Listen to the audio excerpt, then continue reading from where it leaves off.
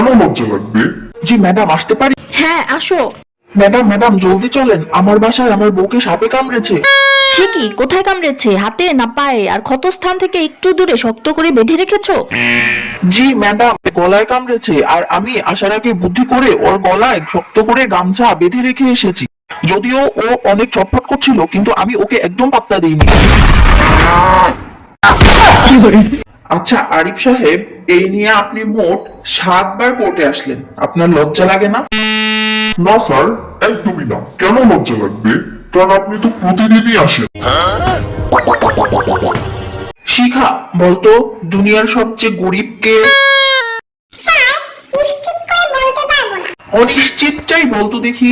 যারা ফেসবুকে ছবি পোস্ট করে বলে পিকটা কেমন হলো বলো তো দেখি, তারা। তারা আবার গরিব হলো কিভাবে?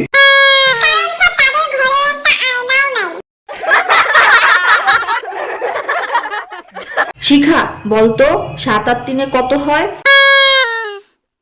মিস, 7 আর 3 11 হয়। আরে গাধা, 7 আর 3 10 হয়।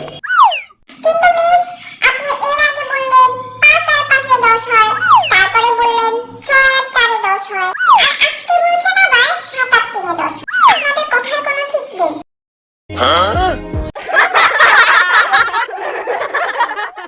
এই, তুমি ঘুমাচ্ছ কেন?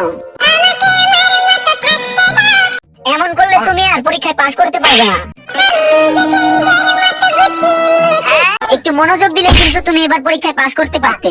যেটা ছিল না সেটা না পাই থাক, সব পেলে নষ্ট জীবন। তাহলে কি তুমি ক্লাসে মন দিবে না?